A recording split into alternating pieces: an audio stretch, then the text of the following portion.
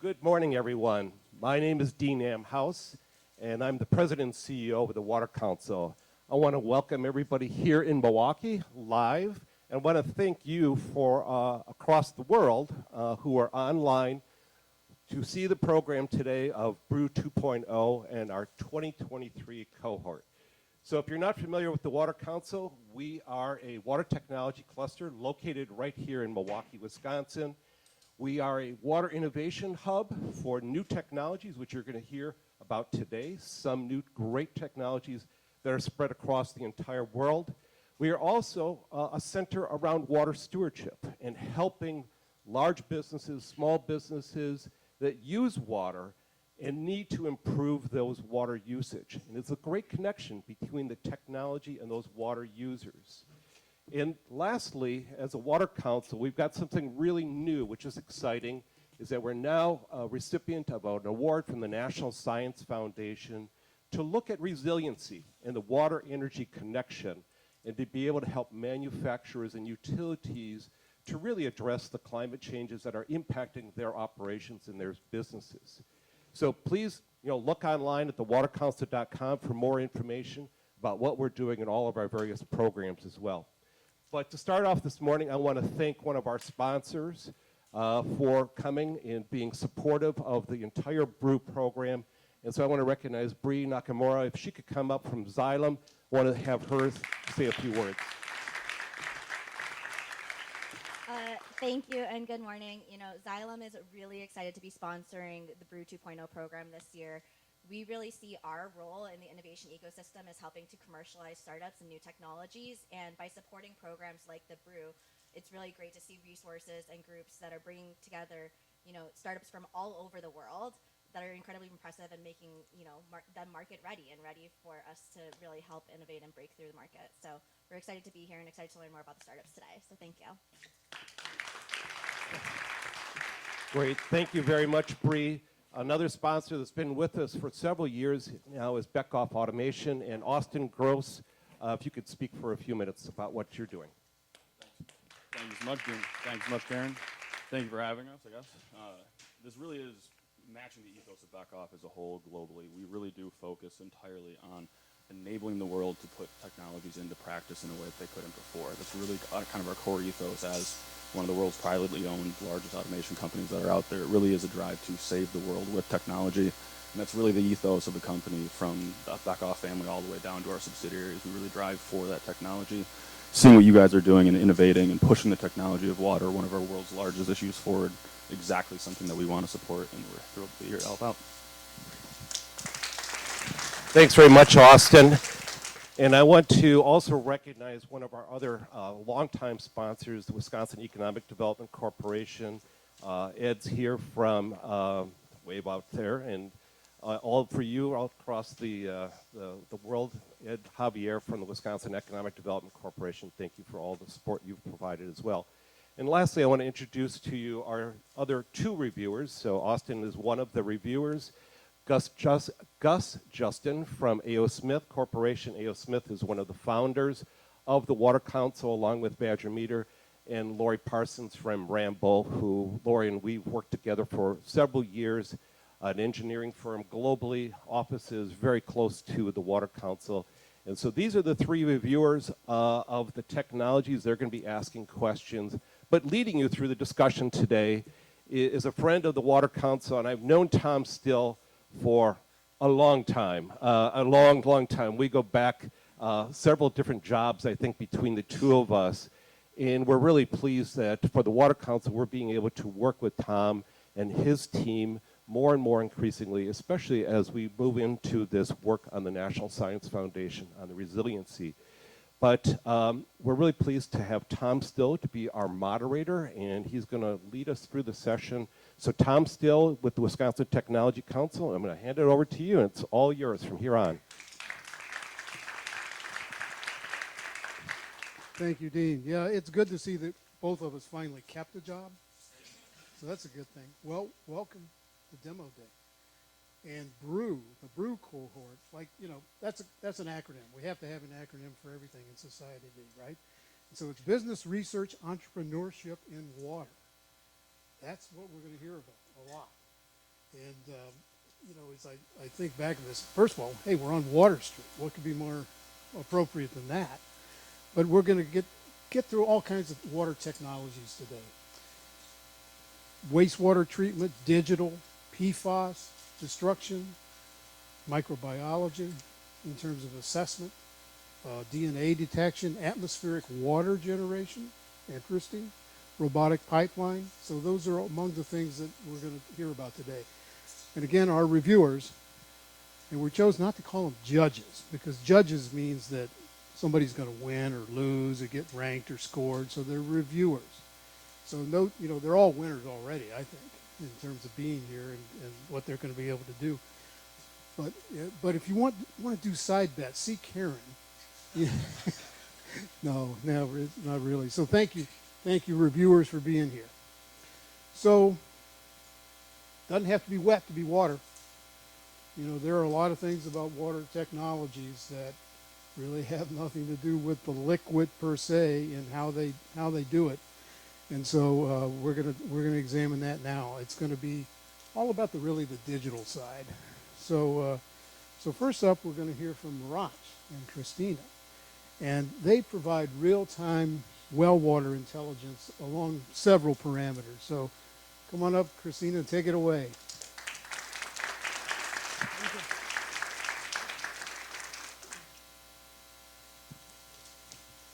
Good morning, everyone. I have a question to ask you. I have 2 glasses of water. They may seem identical, but one is safe to drink, while the other is contaminated. Can you tell, just by looking at it, which one is safe to drink? Me neither. Imagine every time you serve water to your kids, do you know if it's safe? Many families, they depend on their private wells. Water contamination, it's almost impossible to see by a naked eye. It can contain harmful substances that are without any color, taste, or smell. Almost impossible for our senses to detect them. Water contamination from nitrates is a serious health concern. It's a global problem. Here I'm showing several examples from recent US articles where you can see that many states are facing ongoing challenges with drinking water. So why are nitrates so dangerous? Because it impacts all of us. Our families, our children, mainly the babies, our loved ones. We all know about the nitrate emergency in Oregon. Their governor is allocating $10 million for free water testing for 4,500 private wells. But this is just a temporary solution. We want these families to have permanent solution they can rely on. To bring peace of mind with real-time monitoring. So we bring with Mirage smart water wells. Sensors that you can easily place into your well. And thanks to IoT solution, you get real-time data and alerts through the radio or satellite straight to your pocket. It's battery powered, very affordable, and literally anyone can use it. It comes in box solution, and we have water level monitoring sensor, water quality sensor that detects nitrates and turbidity, and also connectivity router and app for end users.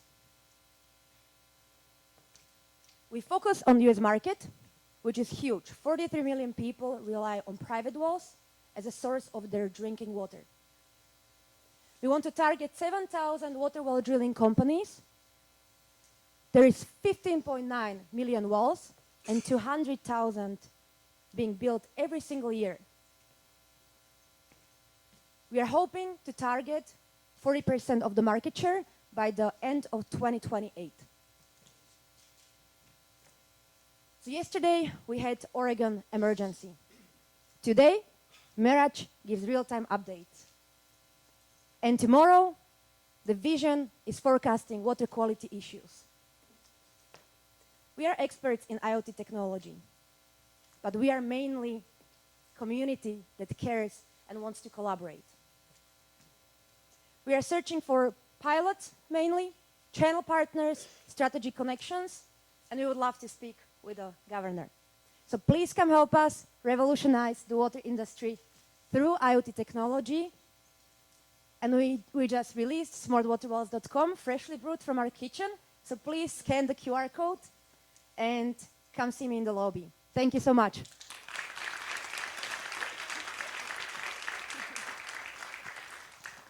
Thank you, Christina. I'm glad that's out of there. I'm afraid I'd sip under the wrong one.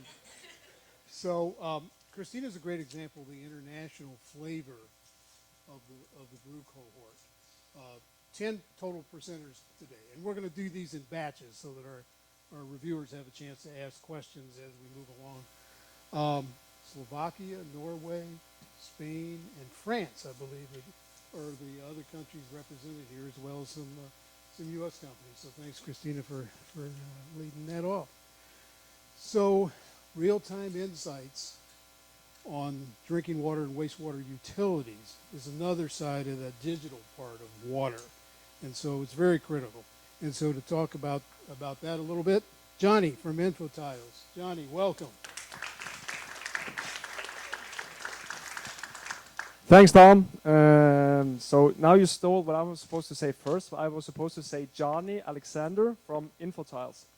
But that's not correct because I'm from Norway, but I represent InfoTiles. And I woke up at 4 o'clock this morning, or night if you ask me, and decided to not do the normal 4-minute pitch that I normally do, just to shake things up.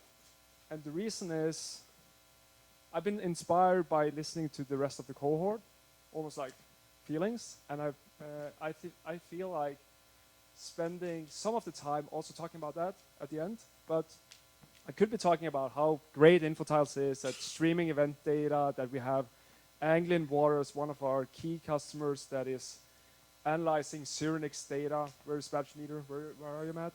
There. And that's a great thing that we do, and we just won a digital water meter project in Scandinavia, beating Xylem on that, by the way. Pretty proud. But it's more about the people in the room, the fact that we are able to come together and talk about water. Because normally I have to educate. Water is important and all that, but I don't feel like that's something I need to do here. I feel home. I feel inspired. And I wanted to say thank you, Karen, and the rest of the Water Council for doing that. And that's going to be my pitch. Make sure to have a glass of water with not only me, but with the rest of the guys and girls that is part of the cohort. And yesterday when I practiced the pitch, I had 1 minute left, and I said, what will I do with that minute? I will give it to Russell. I will give that extra minute to Russell from SampleServe. I'm going to say SampleServe for Russell so many times that you at least go and have 1 glass of water with Russell from SampleServe afterwards. So Russell, use that minute well. Thanks for having me.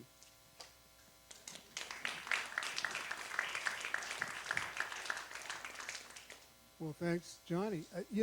And you hit on an important point. I mean, a lot goes into putting on this kind of an event. And so I want to thank Karen. I know she's among the mentors. Bill Dugan from UW-Whitewater.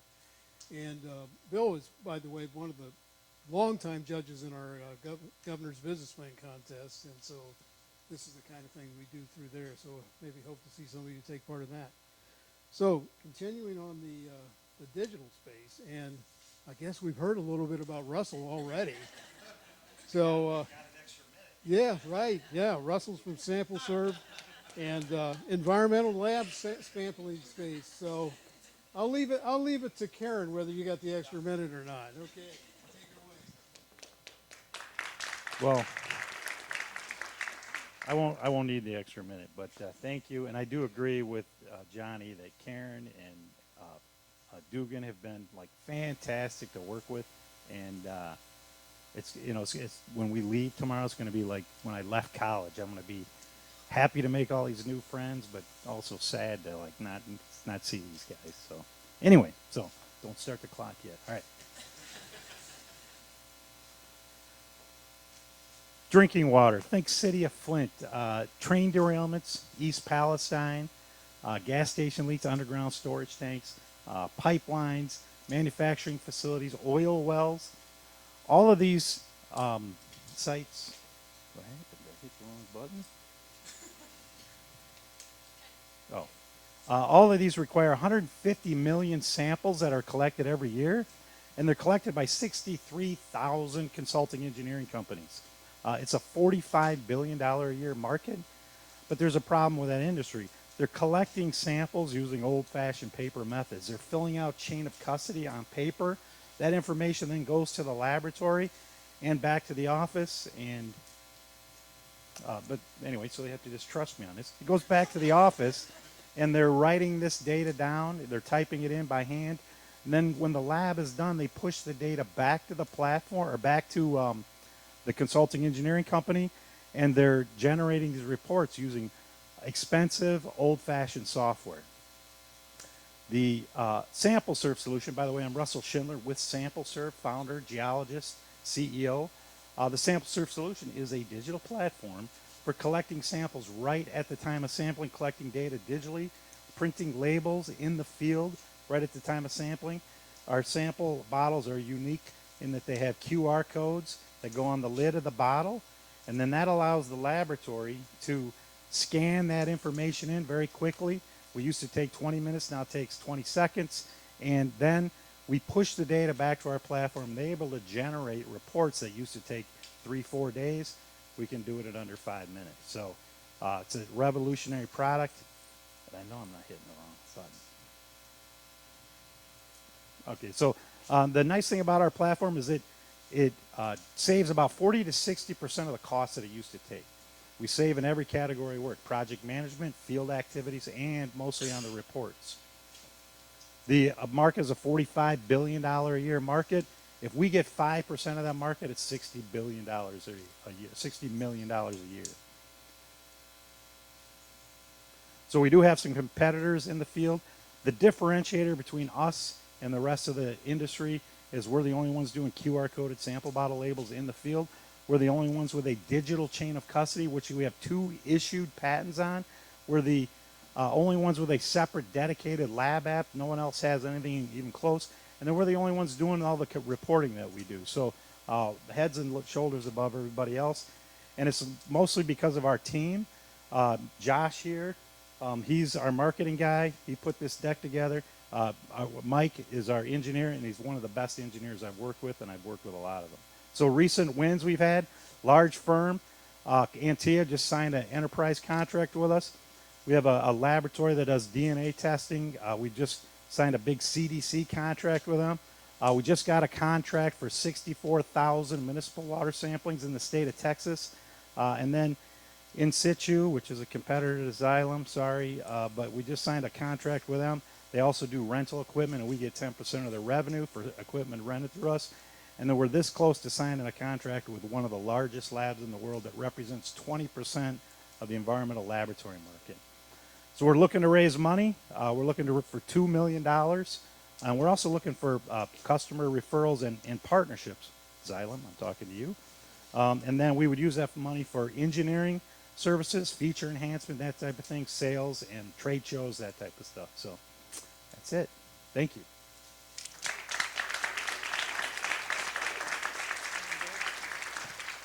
Russell, why don't you stay right here?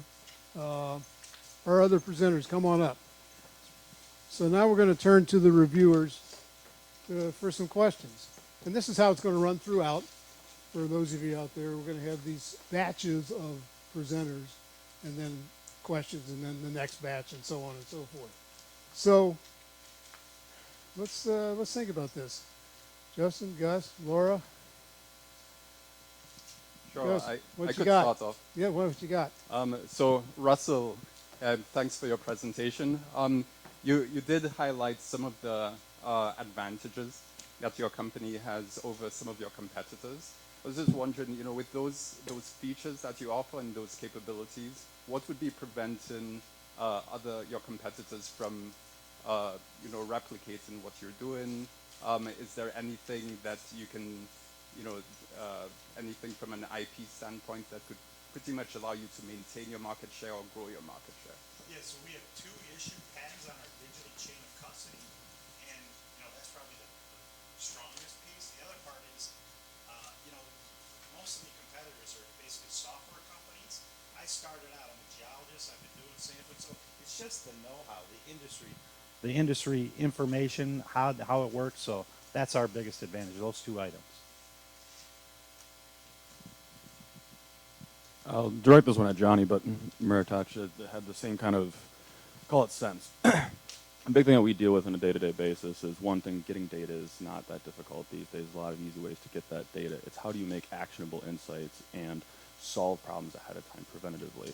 And I guess, Johnny, can you explain where kind of you guys drive from that, just getting data perspective to actually making actionable insights on that?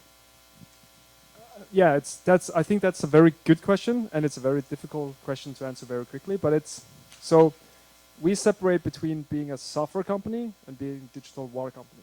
And what I mean by that is that we understand what you're supposed to solve in the other end. We're not there to make a database or doing the event streaming that we do just for the nice of it, but it's to solve the actual client problem. So what we do is that, okay, so at the end, for instance, take Anglian Water. We're engaged with them because they want to be able to act faster if there's something wrong with their cleaning facilities. So they have put in biofilters, sludge blankets, and so on, right, from multiple vendors. I think being able to stream that from all those vendors is step 1. Step 2, and that's for a lot of companies. I think that's a hurdle for a lot of companies. Step 2 is to understand that you need to build a model that is going to solve the actual challenge at the end. At the end is, how can they send out a field technician faster and more spot on based on machine learning and all that. But it's not machine learning for machine learning's sake. It's for dispatching that person out in the field. And I think that's easy to say, but I think that's what separates us, because we're a big mix of hydrologists, machine learning developers, former management consultants. But I think that's the mix. It's not one of them. It's the mix of those 4. Hope that answered your question. Christina, you said, thank you. You said you and Meritage were looking to achieve 40% of market. Russell over there only wants 5%. Tell us about the top ways you're going to position yourself on market for that. Thank you so much, Laurie. So we really want to scale globally, have really big deployment all over the world with really affordable solution. So we can really push the costs down. We are producing everything in Slovakia, in our home country. And yeah, deployable everywhere, pushing low cost and really working with the new technologies. Who do you expect your main customers to be? Would your customers be residential customers, public utilities? You mentioned private wells, installing these sensors in private wells. What could you describe a little bit? Yeah, so we would love to start working with like counties, later maybe governments. But as you mentioned, yeah, water well companies. And also we're already talking with some NGOs, so start with NGOs in America. So like small pilots and then scale.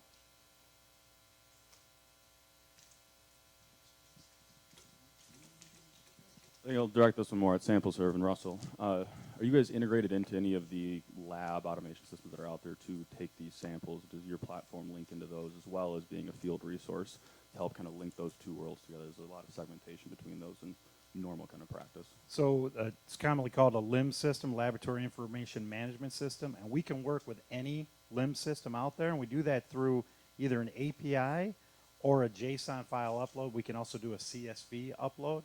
So we do work with some labs, but we can work with any LIM system out there.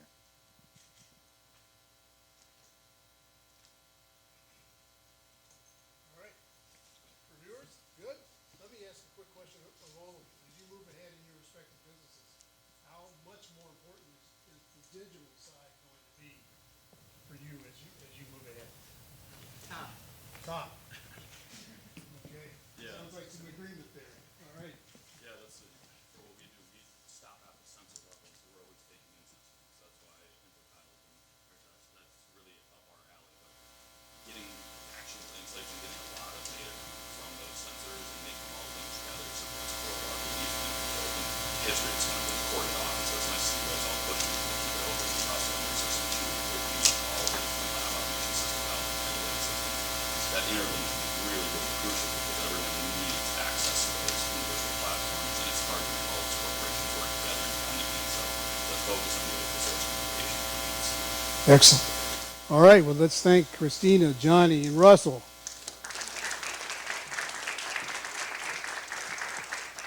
All right. Great job. Well, we're going to go a little bit from digital to what I might call now more the physical side. We're going to talk a little bit about PFAS destruction, drawing water from air, and robotic pipe inspection. So these are three very important topics. So PFAS, I mean, everybody's heard that term, right? And it's been described as a forever chemical. Well, I think there are chemists who believe that it's not forever, and there are some efforts to try to destroy it as well. And so instead of just capturing them and filtering them, getting down to breaking them up and making them not forever is important. And that's why Sarah from Inspired Solutions is here. Sarah.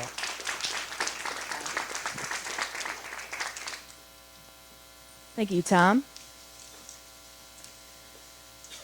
So what would it take for you to abandon a $1.3 billion product line? That would take a lot. Yet that's just what 3M did.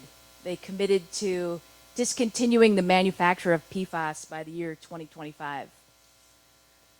PFAS, those are forever chemicals. They're toxic, they're ubiquitous, and they don't naturally degrade in the environment.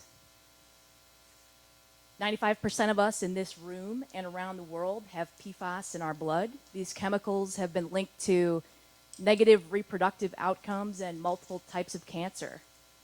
And so some communities in the US who have PFAS in their drinking water, they're actually living on bottled and filtered water.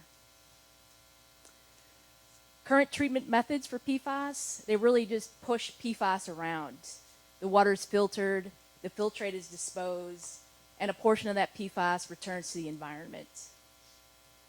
Our technology breaks that cycle. We destroy the PFAS in water. I'm Sarah Meyer. I'm the COO for Inspired Solutions.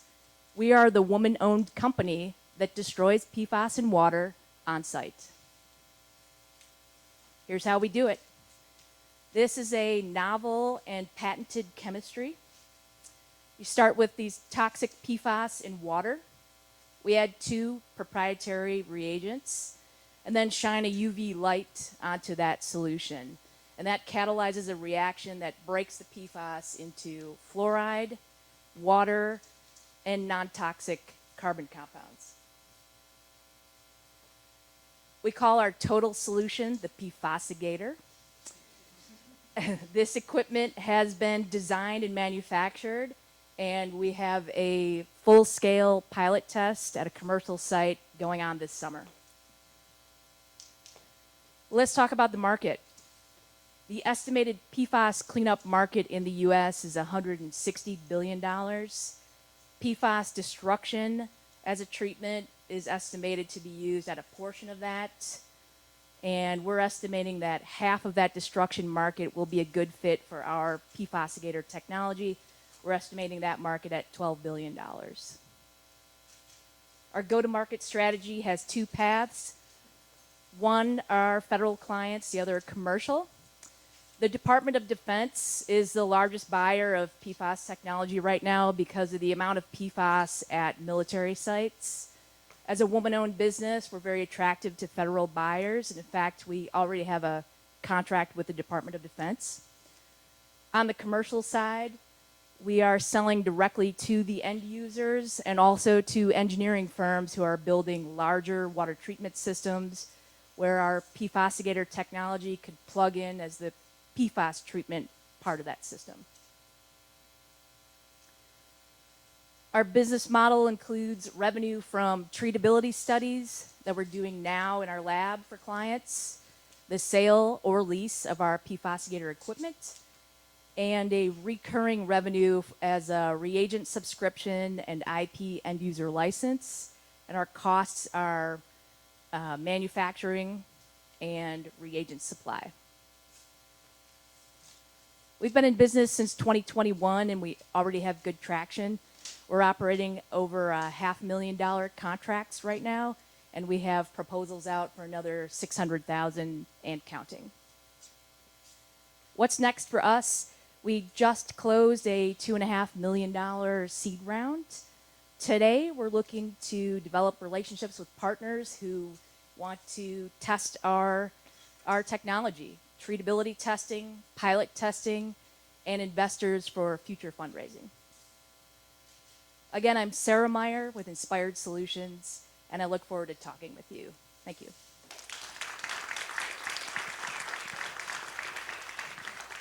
Thanks, Sarah. PFAS-agator, devouring PFAS, right? Very good, very good. Well, it's no secret to most of the folks in this audience that there's an infrastructure problem with water throughout the country. Milwaukee, other parts of Wisconsin are no exception. And so, how to inspect those kinds of infrastructure pieces?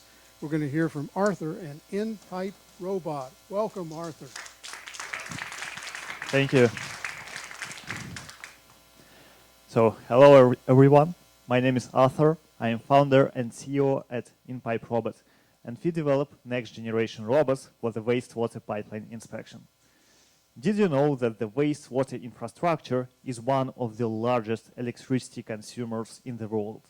And one of the reasons is there are lots of structural defects in this aging industry, and it leads to inflows and infiltrations what increase the electricity demand.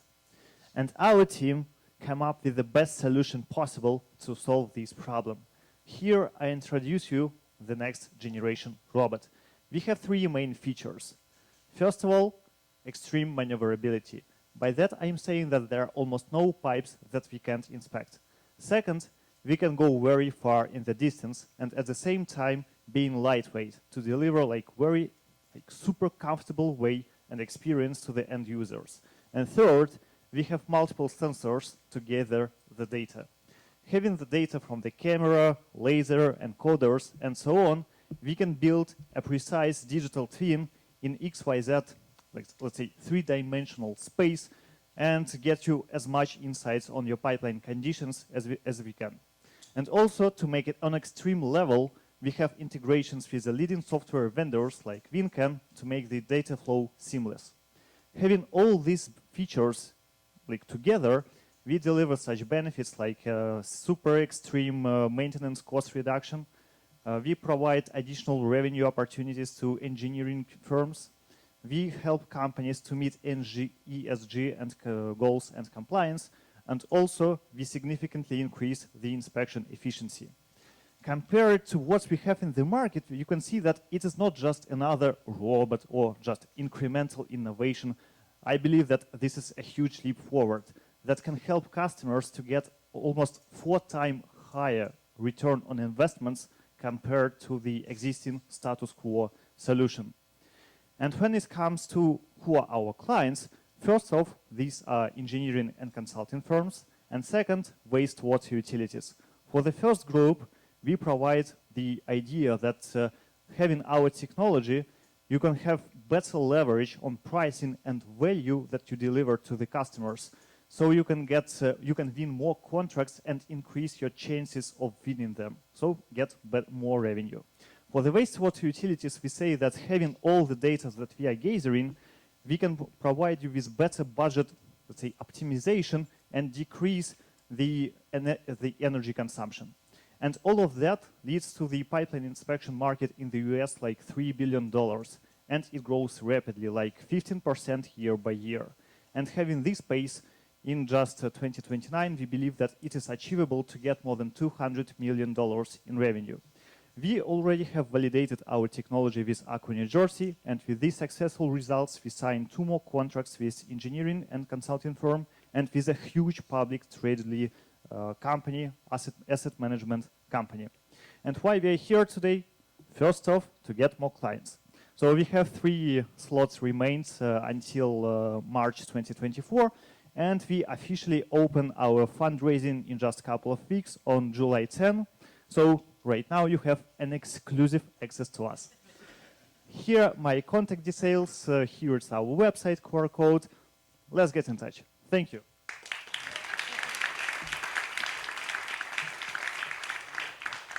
Thank you, Arthur. Well, next up, I mean, just imagine if you could have sustainable, almost limitless supplies of water for emergency purposes or off-grid purposes, drawn from the air. That's why David from Genesis is here. David, tell us more about it. Good morning, and thanks for having me. I'm David Stuckenberg with Genesis Systems, and today I'd like to talk to you about a solution that just might change the entire paradigm for water worldwide. You can be a part of that journey just by being here this morning and knowing about it. And in the end, I'm going to make an invitation for each of you to come and find me afterward to learn more about how you might get involved with this incredible company. We've achieved a lot of laurels in the past year. Genesis was Startup of the Year in 2022 for the United States. We also won Pepperdine's Most Fundable Company over more than 4,000 companies. This is an unstoppable company because of the mission we're on, and I'm about to share that with you. Today, there are about a quarter of humanity in absolute water scarcity, and by 2050, the United Nations estimates that that number will be as high as 80%.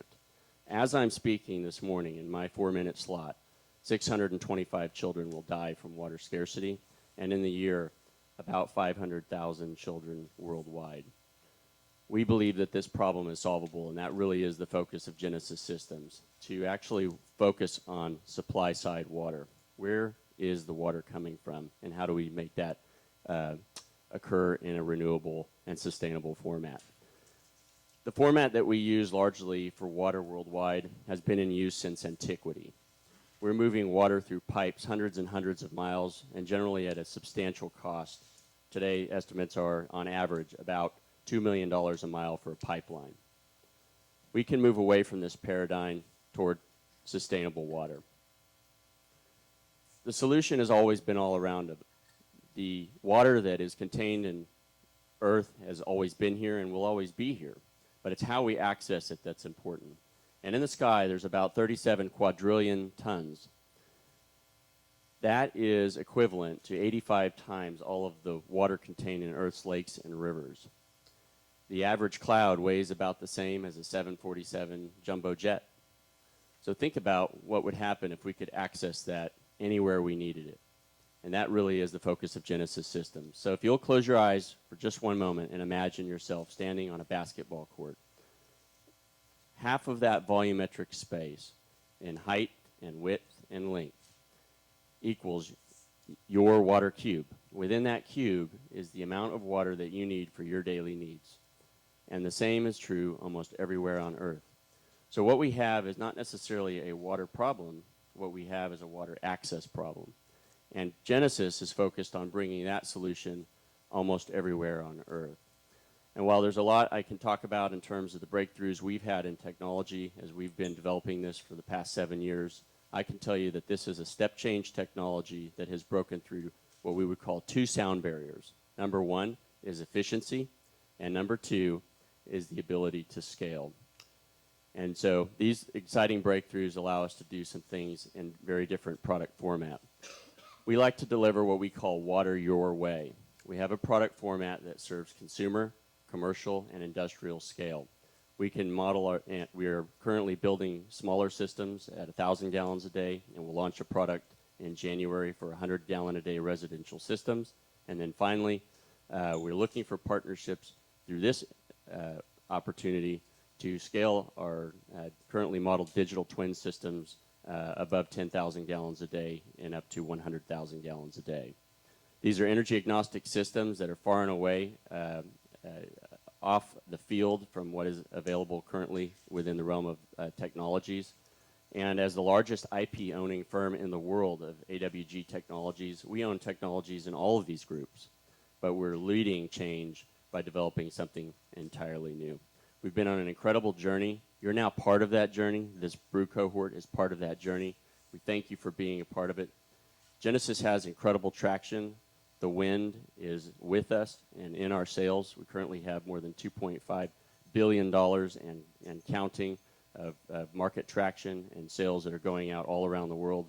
And we're looking through this opportunity here at BREW to scale and do pilot opportunities with an incredible world-class team. Come find me. Let's solve water together. Thank you, and have a wonderful day. Stay right here with this mic. Sarah, author, come on up and join David. Questions from our reviewers? Well done. Arthur, in about 2 hours, I'm going to talk to 2,000 of my best friends in my company, and I'm going to tell them that if we don't pay attention now to the infrastructure circumstance, we're losing window. But let's say that they have a short attention span. You talked about, and this is engineers and consultants. Not all of them are into infrastructure, but let's pretend they are. You talked about a number of ways that you can differentiate over other systems out there. They have a short attention span. What are the top two that I should mention? Yeah, sure. Thank you for the question. For the small diameters, I mean 6 to 27 inches, we are the only company who has extreme maneuverability. So there's like, first, we can inspect almost any pipe out there. And second, we are the only company who provides, who has multiple sensors apart just the camera.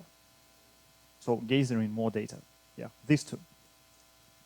Can you elaborate on the sensors? Camera, laser, encoders, very precise one, gyroscopes, and so on. So that's why we can really precisely measure the position of the robot. And it is important when you excavate something, you need to find and fix something, so to not basically miss anything. My first question is for David, Genesis. So you spoke about this technology being energy agnostic. What does that mean? And what sort of energy efficiency do you expect with your technology? Thanks, Gus. We've been working in the dark a little bit like almost a black program for the past 6 years. So yesterday, I should say last year, we published our first peer-reviewed scientific research. And within that, we forecast our efficiency per gallon being somewhere down around 0.04 kilowatts per gallon, which is going to allow us to potentially one day produce water for around a quarter cent per gallon. And that is depending on the cost of energy. So when we say where does that energy come from, this is a renewable water source. So if I take water out of the sky, it's generally put back in around 9 minutes to 9 days. It's generally always in equilibrium. But when it's energy agnostic, we mean we can take the energy that we use from just about any source, whether that's low-value energy, a heat stream coming off of an industrial process, or using geothermal, using Earth as a heat sink, or even wind and solar. So it's very versatile, and that's one of the exciting things about this. Thank you. I have one for Sarah with Inspired Solutions here. PFAS, we hear a lot about it these days and kind of why it needs to be eradicated, but where really is the biggest market and kind of where do you guys sit commercially in that? Who is funding the destruction of PFAS and where's really that market that's going to be purchasing the equipment? Yeah. Thanks, Austin. As I mentioned, the federal government right now is really the entity willing to spend money on furthering the technologies and also applying technologies that are emerging to their PFAS problem. So that is a main target for us. That's one of our paths to market is the federal government. So we do spend a lot of time interacting with them, going for funding opportunities. In fact, our pilot test this summer is funded in part by the Bureau of Reclamation. There is a global market. That is in our future. We get cold calls basically from around the globe right now about our technology, people looking for a mobile, simple to install modular system, and those are some of the advantages of what we have. And so we are getting samples in from around the globe to test our technology now. I also have a question for you, Sarah. What volumes of water do you expect to be able to treat with your technology? Yes, Gus. Thank you. This is it's a complicated question. The volume that our machine treats is up to 150 gallons per day for one of our modules, and this is our first version that's out. But that's not the total volume of the system that it can treat. The PFAS is actually, it's most efficient for our technology to treat concentrated PFAS. So the whole system would be designed with a concentration step, and we would take that concentrate and route it into our destruction unit. So we're actually treating a much smaller volume than, say, 1 million gallons a day of drinking water for a city.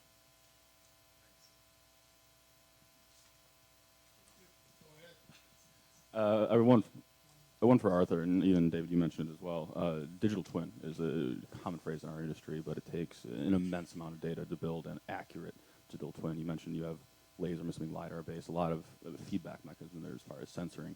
How are you kind of funneling that data back, and are you guys responsible for building of that digital twin, or do you prep the data to give off to the other software sets that do that?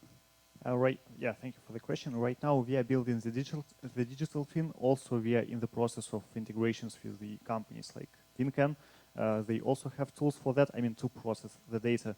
But in general, yes, right now, we are building the digital twin, and at scale, the more data you have, there is an opportunity for prediction as well. All right. Thank you, reviewers. All right. Yes, thanks again to Sarah, Arthur, and David. Well, that's our second set of presenters. We're going to move on to the third set, and we talked a little bit about digital earlier, obviously. Subset within that, data, especially real-time data. And so we've got a couple of companies here that are going to talk a little more about their innovations there. Nucleic Sensing Systems is up first, and they're going to talk about environmental DNA technology. So welcome, Ed. Well, thanks so much. My name is Ed Rudberg, and I'm the CEO of Nucleic Sensing Systems. And we're developing what is the world's first continuous autonomous droplet digital PCR machine. It's essentially a smoke alarm for biological monitoring. You wouldn't raise your children in a home without a smoke alarm, would you? Yet that's what our customers are doing in the field of natural resources, aquaculture, and water and wastewater. As a society, we're facing environmental and health catastrophe without the real-time monitoring and detecting of biological species of concern. For example, invasive species cost the world's economy in excess of $140 billion per year.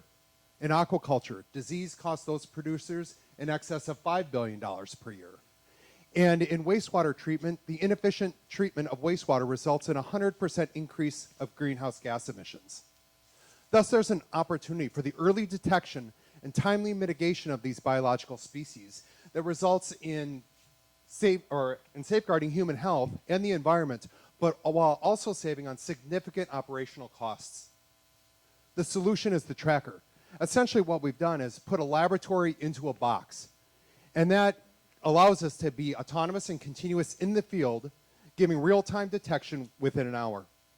And we can have geotemporal located data that shows trends over time. Our technology is robust. As new organisms present themselves as a risk, we can detect them. And we can also detect up to 3 species simultaneously. The market is grand, and we are going to attack it in 3 distinct phases. The first being the environmental monitoring, followed by global aquaculture, and then water and wastewater. We've had much traction to date. We had, with our alpha prototype, we had pilots with the U.S. Fish and Wildlife Service, with Pacific Seafood, as well as the National Park Service. We've had our first initial sale to the USGS, and we've raised over $900,000 in non-dilutive SBIR grants, and then put in another $500,000 from our co-founders. Why we lead? Well, precedent technology is to take a Nalgene bottle, dip it into the water, send it off to a laboratory, and you get results in maybe days, weeks, months. We can give you that real-time detection within an hour in the palm of your hand. In addition, our 24/7 monitoring gives us the detection reliability that our customers need. Our team is made up of myself, my business partner, Mark Affelbacher, and the CTO of our company, who is the original inventor of the technology. And our team has decades of experience in sales, M&A, business growth, and smart infrastructure. How we make money is in 3 distinct ways. First, hardware sales, either direct or via distributor. The second is our digital platform. We have a SaaS platform with the data is pumped to. And then we have an AI platform that can predict biological activity. And finally, via post-sales. We're seeking $1 million in seed round funding to move from our alpha prototype to a beta prototype. And then we're also seeking pilot partners in natural resources, aquaculture, and water and wastewater. The funding expenditure will be for our CTO to oversee that transition, as well as external engineering resources. In summary, we've created the world's first biological smoke alarm. We have an iterative, multi-phase business plan to reduce risk and gain early traction. And we're seeking $1 million investment to address a multi-billion-dollar market. Thank you, and I look forward to conversations. Thanks, Ed, and great job. Well, we're going to stay on this theme of real-time detection. We're going to hear from Jonathan and Redberry, bringing up a device right now as we speak. And they can also provide instantaneous detection, whether it's water, food, pharmaceuticals. So, Jonathan, welcome.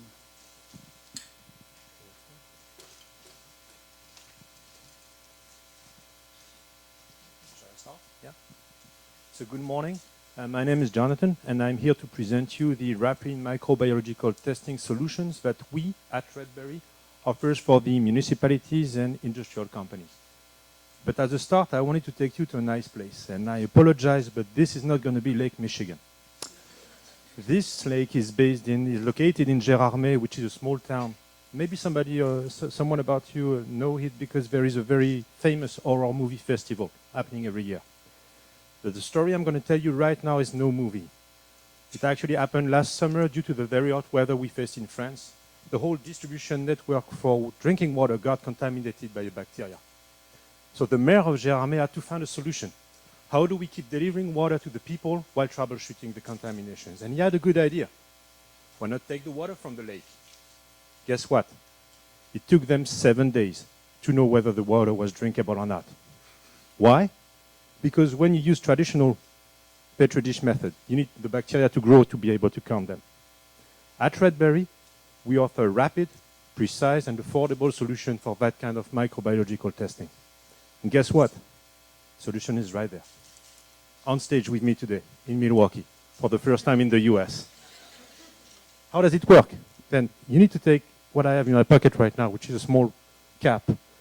Well, Bill helped me say that this is like a Keurig pod, but you don't make coffee with that one. You test your water. So you just drop the water in the cap, and then you go to the instrument, close the drawer, and you get the results in 10 minutes. 10 minutes, 7 days. How does it work? What's the science beside it? We monitor the fluorescence evolution of the microorganisms which are stained by the system. And I like to say that it looks a little like a sky at night, where each dot, each object is like a star, which is going to shine one after the other. And the embedded algorithm is able to build curves based on which he's going to discriminate very accurately based on deep learning systems and methods, what is viable to what comes from the background. This is how we do it, and you get the instrument, the consumables, and our support as part of our offer. But when you're in charge, you want to have something simple. You don't want to have to analyze all the results. So that's why we worked on a very intuitive and easy to interpret software, so that the people using Red One, our system, they know whether they need to take action or not right when they get the result. No doubt, no calibration. We count cells, we tell you whether there's a problem or not. Today we have two applications on the same platforms. One is the one I mentioned, total flora enumeration, 10 minutes. You get the results and you can act. It's already being used by key pharma accounts, water production companies, and also consumer care. And we have another application which is very critical when it comes to drinkable water, which is specific E. coli detection. And there, we are the only method providing results on the same day in the market, which means less than 6 hours. I'm pretty proud to say that we are also part of the task force which is monitoring the quality of the Seine River for the coming Olympics in Paris next year. Wanted to conclude with showing you some pictures of some of our customer installations in Europe. So we started the commercialization end of 2020. Since then, we have been operating 15 units in 6 countries, generating more than €1 million cumulative sales. And on these pictures, you have people from the customers, but also people from my team. And they're watching us right now from France through Zoom. So I wanted to say that they are making it happen. I'm just here to speak on their behalf. They send me a picture, so I know where they are. And as a conclusion, why am I standing on stage right now? Because we are growing, and we are willing to go stateside. So how do we make business? Maybe with some of you in the room, I hope so. So if you're in charge of municipal water, if you're an industrial company, you want to better control your sanitary risk, come and see me. If you're a distributor, you don't want to miss the game-changing technology for the next decades, come and see me. And if you're an investor, you want to be part of our adventure of rolling out in the US, you can come and see me as well. Merci beaucoup. Thank you, Jonathan. Stick right here. Ed, come on up.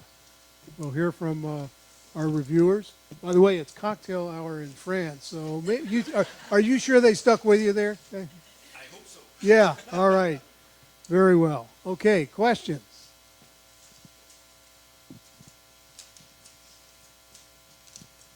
Hi, Ed. My first question is for you. Nicely done, by the way. With your technology, do you also provide support to your customers in terms of tailoring it to the specific species that you want to detect? You did mention that it can detect 3 species at a time. So in addition to the instruments, the software as a service, do you also provide that biological? Yeah, we actually aren't going to provide the biologicals. What we use are commercial primers and probes that are already available on the market. And that's a really mature market that we're not going to jump into. But we absolutely can help our customers identify, if there isn't a primer and probe on the market, looking to the literature to find a unique genetic sequence so that they can create their own primer and probe. Thank you. 2-part question. So to Jonathan, you want to come to the U.S. stateside, and you're not going to believe it, but we have barriers here. And so, and the barriers are in skepticism of the agencies on standard methods that have been used for a long time, and let's just wait 7 days. So so the second part is, I would like Ed to weigh in after you respond, if that's okay with the moderator here. Because he may have perspective on this question too, it applies to both of you. How are you going to approach those regulatory concerns? Very good question. 2 answers. The regulatory bodies already came to us. So we're already discussing with, not only in the water field, but also with the US pharmacopoeia typically. Because they are very much looking at what is happening, not only in the US. And as we've been working with Procter & Gamble, big companies, Johnson & Johnson, Sanofi, they came to us and they say, okay, how do we make it fit within our frame? Second thing is, I would say, the best to do so is, it's not Redberry, it's our customers. Big industrial companies, when they find a solution that matches their needs, they will push, they will show that it works, they will communicate. And this is what brings us legitimacy. This is why I'm allowed to put the pictures on the screen. So I think it takes both discussion with the governmental agencies. We are doing it. You can also roll out methods which are not already validated as alternative. So you start like this. That machine is going to a water plant next week, close to here. And then you need to work with your customers. That takes time. but I wouldn't say skepticism. I would say adoption. That's Thanks so much for the question, Laurie. We're using gold standard qPCR. The only difference is that we're doing it in the field and we're automating it and taking the human out of the equation and don't have hardware consumables.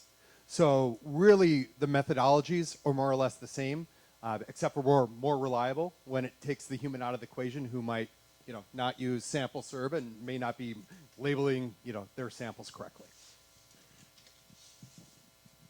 I have a question for Jonathan.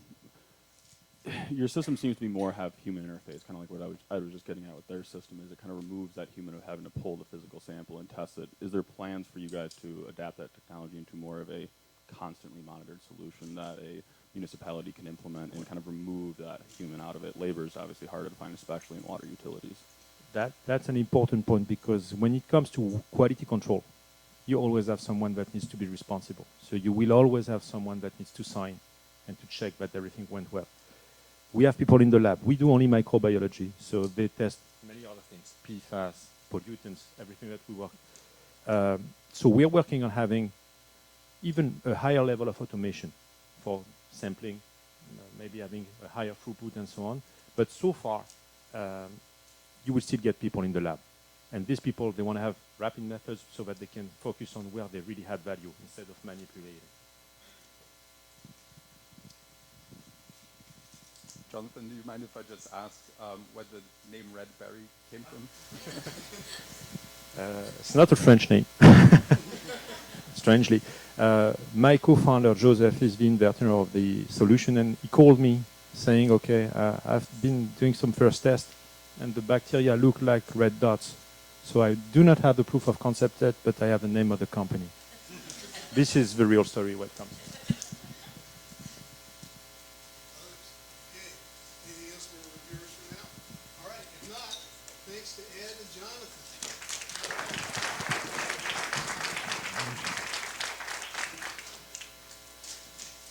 Well, thanks a lot. Our final pair of pitches, we're gonna talk about really advanced wastewater treatment.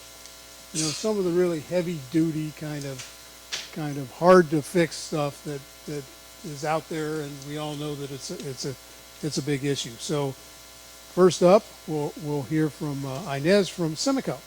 They have a moving bed biological treatment process and some proprietary pieces that go beyond that. So Inez, welcome. Thank you. Well, hello. Hello, everyone. Good morning. If I take this, will be much better. My name is Inés Larrea. I come from Spain, and I'm the CEO of Simico. And today I'm here to talk to you, just like Tim said, about wastewater. Because nowadays, we live, we drink, and we use water with no kind of limitations. But what happens when there's a beach closed because of the pollutants that we can find in the water? What happens when the aquifers that we drink from are full of nitrates? And what happens if there's no water?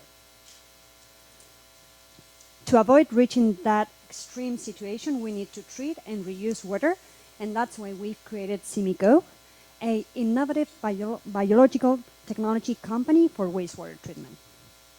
Because in the UK, you've got more than 16,000 wastewater treatment plants, but did you know that 15% of them do not comply with the discharge limits?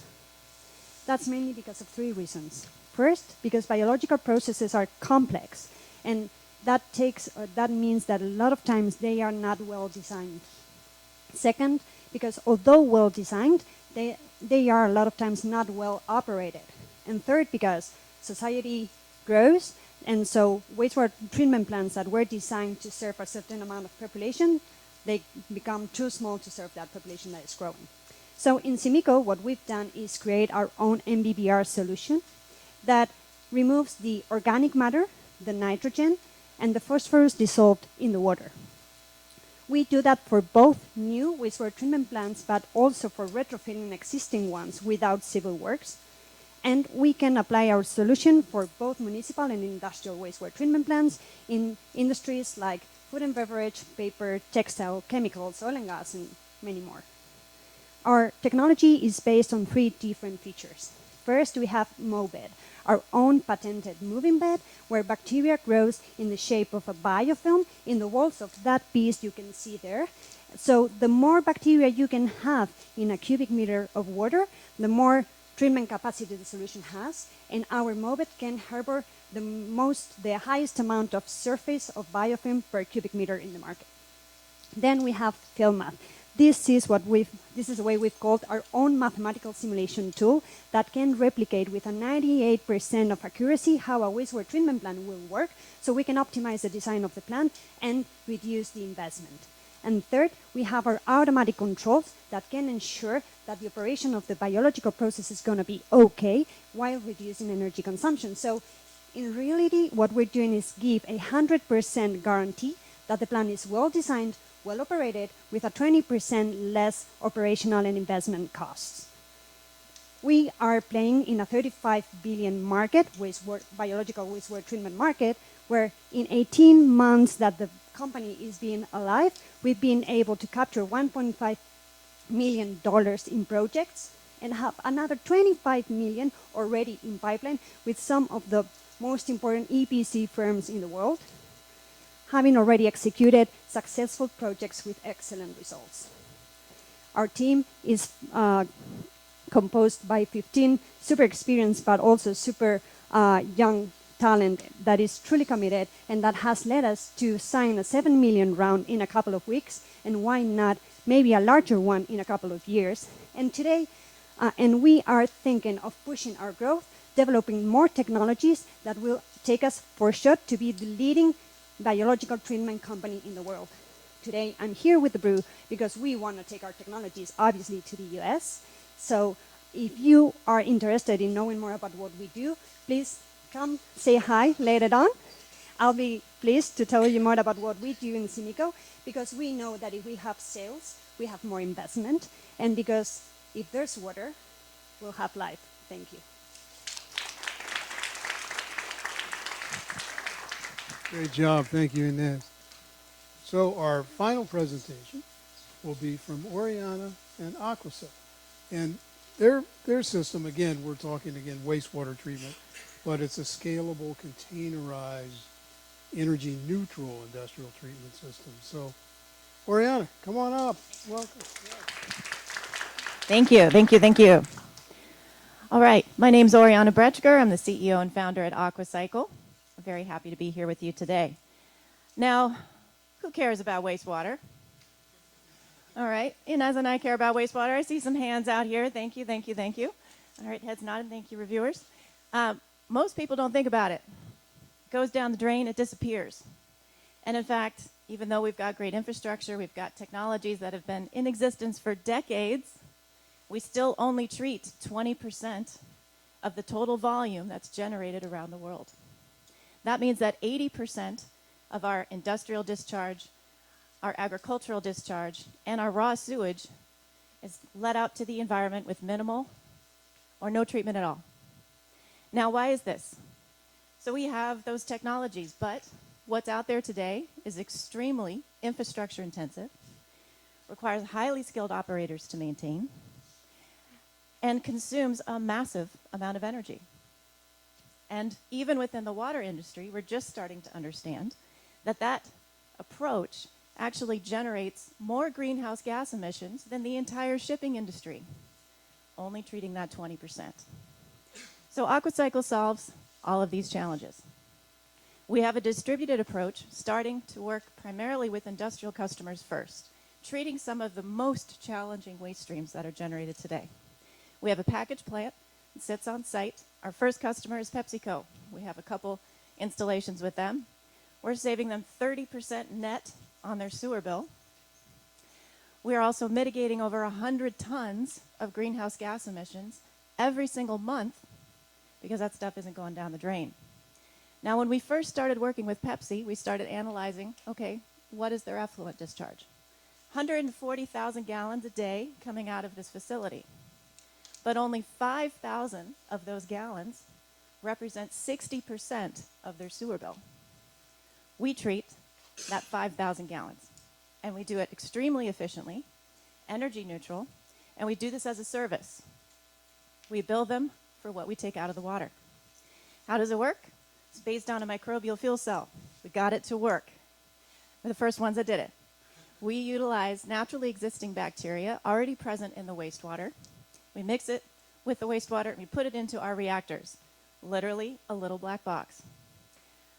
That reactor creates an environment that selects for bacteria that have a capacity to not only consume the organics in the water, but also produce direct electricity while they do it. This process happens through respiration. So bacteria consume the organics, and they're forming fixed films or biofilms inside each one of those boxes on those little cylinders you see there. The bacteria use that surface as a way to breathe or a way to respire. In that process of respiration, they give up electrons. We capture those, we move them across the circuit, we generate DC power. The more electrical current that we draw, the faster we make the bacteria breathe, and therefore the faster they eat. So we stack these things like Legos inside a shipping container, plug and play on a customer site. We can save any customer between 20 and 60% against what they're doing now. We guarantee compliance, so we make the city happy too. And we reduce greenhouse gas emissions in this process by up to 90% relative to existing technologies. We have validated across multiple verticals, confection, brewing, distilling with some of the world's largest global brands, and our longest running unit, 6.5 years, at a pig farm, treating manure. And we want to take these boxes and put them in a lot of different footprints around the world. And our vision is to be able to provide a safe and accessible sanitation, no energy grid, no sewer grid, and being able to bring safe access to people that need it most. We have a round open, only 2.5 left. Come see me if you want in. And we'd love to talk to more clients about how we can help solve their most complex wastewater challenges. Thank you. Thanks, Oriana. So stick here, Inez. Some questions from our reviewers. What do you think? Great presentation, thank you. My question is directed to Oriana. Sounds like you've got honestly the best of both worlds there. It's a low capex expense. You got a constant revenue stream coming in. Hits on all the modern trends as far as energy efficiencies and treating wastewater. What would you say is your biggest barrier to growth in the market? It seems like it's pretty low right now. Status quo is the biggest barrier. Getting somebody to change what they're doing. So Pepsi, you know, they saw an opportunity to really provide value, and they were willing to take a risk and say, yeah, let's do it. And we make it easy, right, because there's no capex, there's not the outlay. It's very low risk for the client. And so we're starting primarily in industry, and as the industry customers, you know, really focusing on ESG, operational savings, we're starting to see faster adoption. But really our biggest challenge is getting the word out, making sure they understand what the value is, and then growing from there. One quick follow-up on it. I saw you mention you're taking cloud data. Are you able to provide that analytics back to the customer to essentially prove to your future customers that it is working at that clip? We are. We actually provide a login for the customer so they can monitor exactly what's happening from the water quality in and out of the system real time. Nice job. My question is for Ines. So, you know, as you approach customers, could you just describe a little bit about, you know, how you demonstrate the value of your technology to them? Okay, so depends. When we're working for utilities, normally it's difficult to prove how our technology works directly to them, but with references of projects executed before, because they don't usually do like on-site testing, at least what we've known in Europe. And then, but with industrial clients, it's just the opposite. So what we have is containerized demo solution, demo plan that we take to the factory where the water is generated, have it there with the bacteria growing and acting for as long as the industry wants, and so with that they can perfectly see how the technology works, and then they just sign the order. Thank you. Back to Oriana. I think you partially answered my question already, which was why private industry, why private sector. But then expanding beyond that, maybe tell us a little bit about your insights as to which of those commercial and businesses sectors that you see probably the most beneficial to pay attention to as you go forward with your business. So the value that we bring is really clear in food and beverage right now.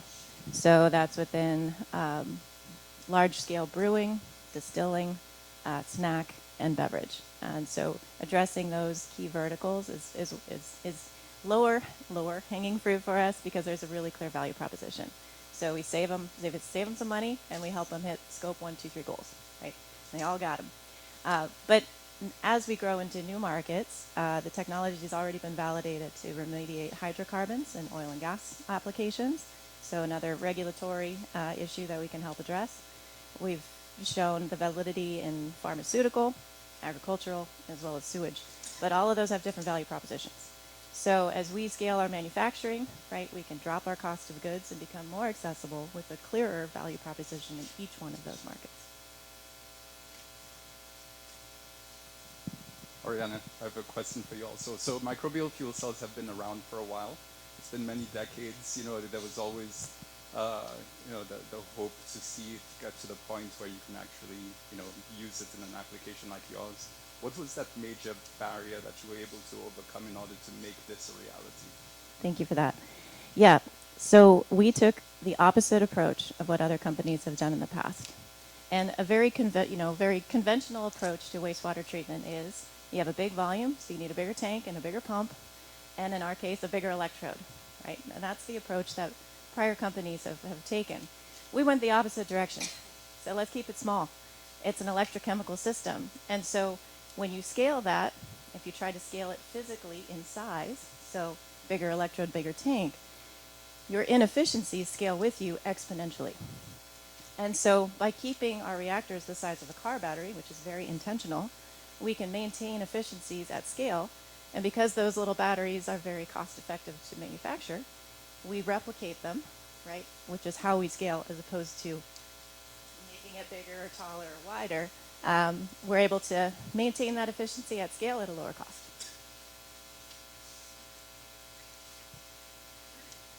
All right. Well, hey, thanks. Thanks very much. Is that good? Okay. All right.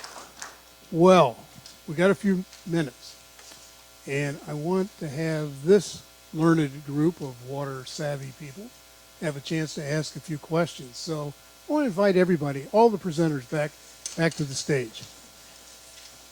And by the way, this is being recorded. I think that was mentioned earlier. We have this audience here today, probably about 60 people as I look around.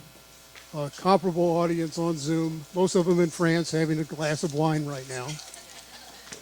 And so we're going to spend a little time with questions. And I'm going to grab the reviewer mic here because we're going to pass this one around. It's already on yellow.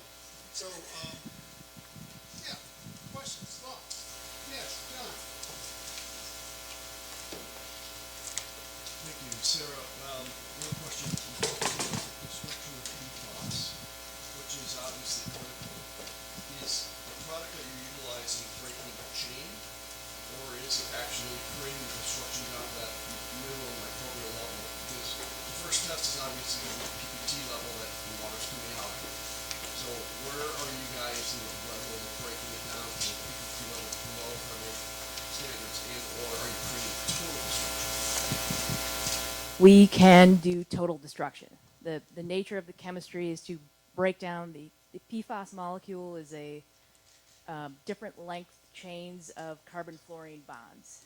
And our chemistry breaks each individual carbon-fluorine bond. The longer you irradiate the water with the UV, the more of those bonds are broken. If you irradiate it long enough, all of them are broken. If you only have to meet discharge requirements for PFOA and PFOS, you can turn the lamp off earlier. Those will be destroyed sooner. So yes, complete destruction, more energy savings if you dial in treatment to exactly what you need. Very good. So not necessarily forever. Question right up here. I'll bring this up to you. Branch, what's the detection level that you test down to?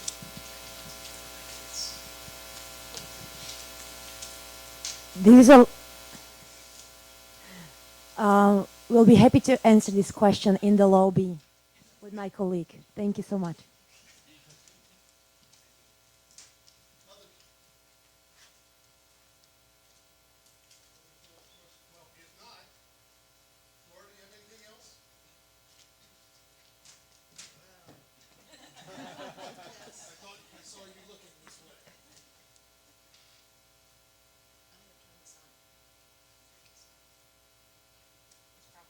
How's that? A little better? Inez, where is she? Ah, yes. I was just going to follow up with a question for you on your expansion plans. You had the map showing Spain to the U.S. What is your strategy with respect to expansion by geography, or is there a different thing to consider? We are considering both geography and industry. And to be honest, we don't really have it. We don't really know how to go yet because until now, like in the 20 months we've been live, the EPC firms and the engineering firms that I showed on the slide, in Spain, we have really, really strong ones. So a lot of projects that have arrived for us are coming from the EPC firms without us looking for them. And they are very various in industries and also very variable in geography, because we've done projects in Spain, or quotated projects in Spain, in Portugal, in Italy, in Turkey, in UK, in Peru, in Mexico, in Saudi Arabia, in Egypt. And that's all because of the size of the engineering firms in Spain. So what we will probably do, because in Europe is coming a really strong regulatory change towards nitrogen removal in the wastewater treatment plants, we will probably focus first on southern European countries like Portugal, Spain, Italy, and Greece, because in France there's Veolia, so we don't want to do much there. And also Saudi Arabia and North Africa, because because there's a lot of investment there, and that like in the short term. Latin America seems like a super, super interesting market because obviously because of the language. We have a very, very entrance there. And we know entering the US is slow. So that's why, coming here with the BREW, with the contacts they can bring us, we know it's going to be a slow thing to do, but maybe in 2-3 years I would like to be signing like our very first contract here in the US after doing some piloting and all of that.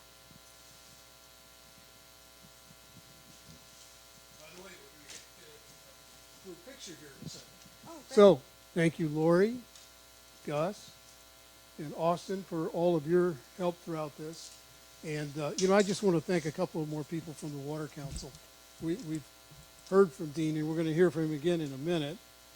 And also Karen, but also Laura is a great part of things. Stacy, and I think Amy's around here someplace. Oh, probably up in the booth or something, yeah. So, well, good. This has been great. I know there's going to be time for networking and more questions. Thanks. If you want to know any more about what our work at the Wisconsin Technology Council, just wisconsin-technologycouncil.com. And let's hear it for our presenters. Yes. And stick around. How you all set?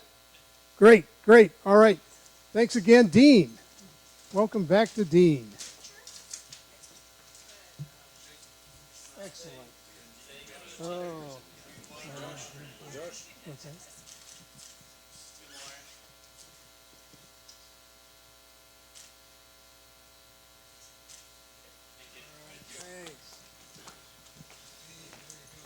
Very good. Thank you very much, Tom. Thank you. Congratulations, BREW cohort. You're done. I'm sure you're going to pop the beers and all that after this, but you still have to do some work. So thanks everyone for attending this morning here in person, and for those of you who are online in Zoom. As Tom said, please check us out, thewatercouncil.com, where you can see all information about these companies, how you can get connected with them as well.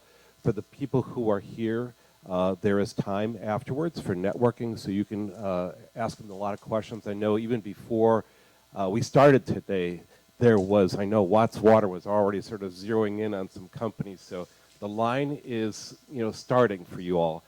Thank you again very much. Thanks to the team for putting this together. Great job. We're glad to be back in person after 2 years of being virtual. And we welcome you back for next year. And if you're a company that has an interest in the BREW, applications will be coming out this fall. You'll hear more information, but also come to our Water Leaders Summit on September 13th and 14th. You'll be able to meet with other water leaders from across the country and across the world.